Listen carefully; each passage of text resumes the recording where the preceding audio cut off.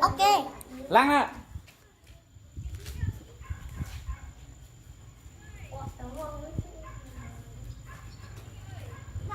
Lại luôn nào. Làm đi. Từ từ nào. Nhanh.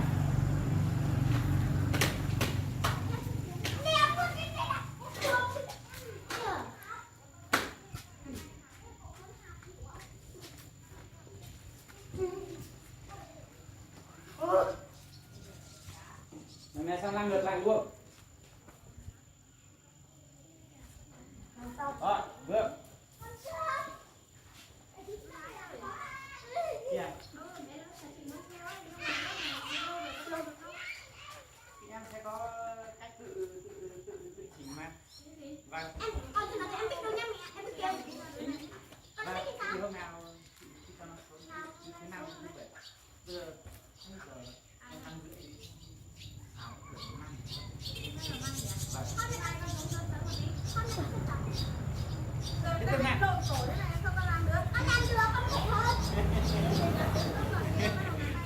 Không có dây, chúng xem có hôm nay trước. Lộn. Anh lộn như con mèo cào ấy anh ạ. Đúng rồi, con mèo cao thật đấy nhỉ. Sao hôm nay ngày mai để mẹ không hàng? Nó hôm nay ngày mai để không hàng. Thế nào? Cả lưng này nè. Được khỏi ta đã hiểu không? Yo! Cấp xuống. Cái này mới vui. Đập cái nó làm được Cấp nhé. xuống ạ.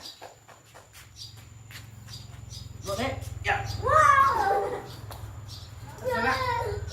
Đây chỉ vừa chân hay. Nhảy đi. Chân sang xuống. Phải đi chơi. Xong người xuống. Chân Lại nhảy lên nó ạ. làm được. Chẳng một đi chẳng cũ à. Như này. Yo! Quay luôn cái gì? Chấm nhảy. Làm luôn ạ. Quay cao cực. Tôi ngắn quá. Tôi ngắn quá. Ê, vậy.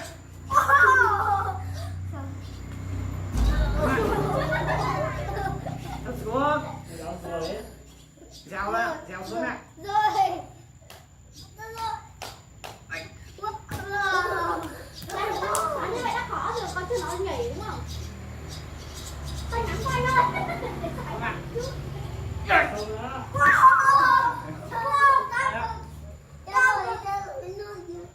Xuống ạ. Tay vào sâu nữa. Sâu xuống. Tay vào sâu nữa. Anh đi xem nào. Sâu dần. Có thể làm Xuống ạ. Thấp xuống ạ. Không biết chân nhắn có không được. Thấp xuống. Dèo xuống ạ. Không anh nhắn xuống nào. Chân nhắn qua nhỉ. Thế nào. Thấp xuống. Hey bạn. Rồi, cả ba người tự xuống nào, tự ép gào xuống. Tự uống lưng xuống nào. Nhanh. Hôm đó thì đã phải qua. Thật ra con đăng ký hôm trước nhưng mà con thấy bảo em không tập nên con nghỉ. Không nắm tập nhá, từ thứ 6 người chủ nhật thôi. Thế thằng đây nào, ba người. Đúng không ạ? Chị gái này. Chị dẻo hơn này. Tại vì chị đã từng tập múa rồi. Xuống nào. Tự xuống. Xuống nào Cường. Cường xuống nào. Đúng rồi. Đúng rồi, như thế là nhanh nhất nhỉ.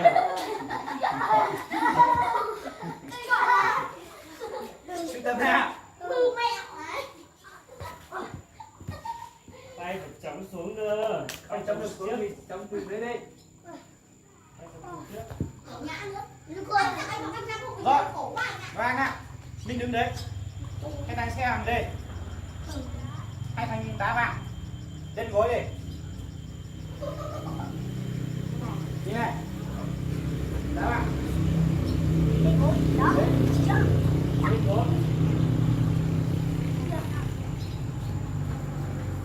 Mày 80 cái. Thẳng chân đi. Hai rồi.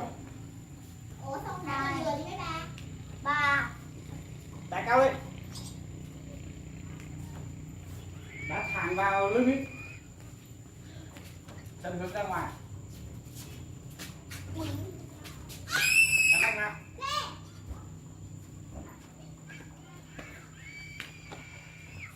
Ok.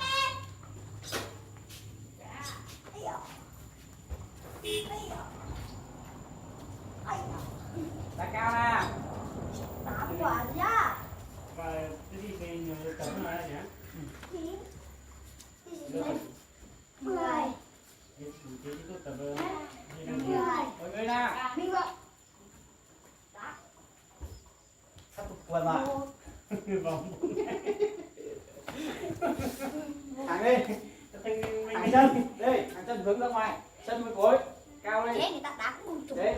Cao. Tao thì đau mình, tao không đau mình. Cao chân lên. Khỏe tay nào. Anh như này thấp quá. Tay chân sát nào.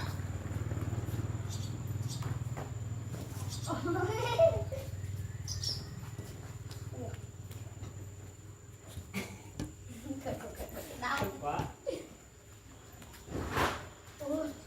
Cái gì đấy? Chắc tay vào.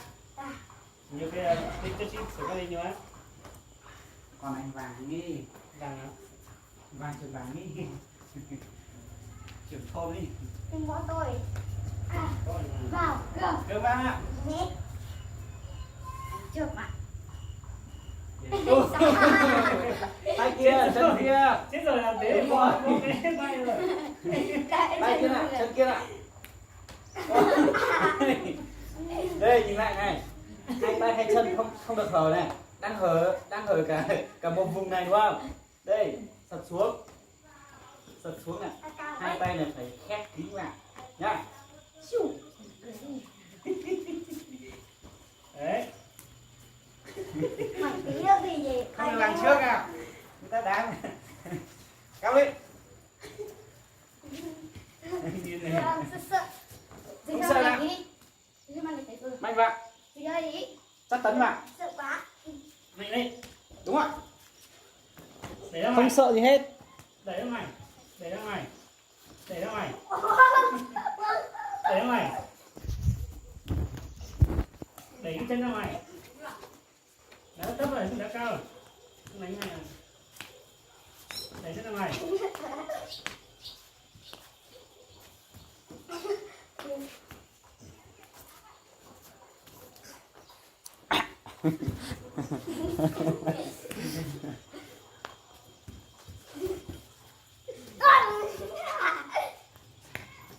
Đủ rồi, đúng chưa?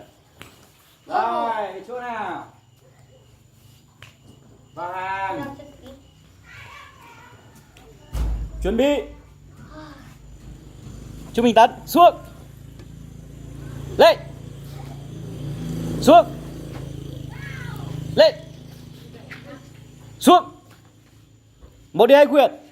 Mấp. Hay. Mấp.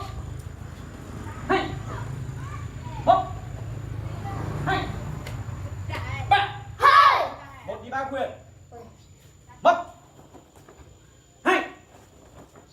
Mấp. Hay. Mấp. Hay. Phật rồi nhỉ. Ba. Rồi. Chuẩn bị. Người đằng sau 2 bước. 1, 2. Trung Bình Tấn xuống. Chắc tay lại. Bật một vàng nhá. Về Trung Bình Tấn luôn. Đánh mẫu này. Mất. Trung Bình Tấn luôn. Hay. Mất. Hay. Mất. Xoay chân mà. Hay. Mất. Hay. Sắp được rồi. Mất. Hay. Lần cuối cùng nào. 3. Anh nhảy khiêu giữa. Sướng nhờ. Nhảy cao xoay. Rồi. Em mới nhảy luôn rồi. Chuẩn bị nào. Em ăn gì đâu. Hít thở sâu. Mới nhiều phát gì đâu. Chuẩn bị. Chào. Tốt tập. Thôi tập.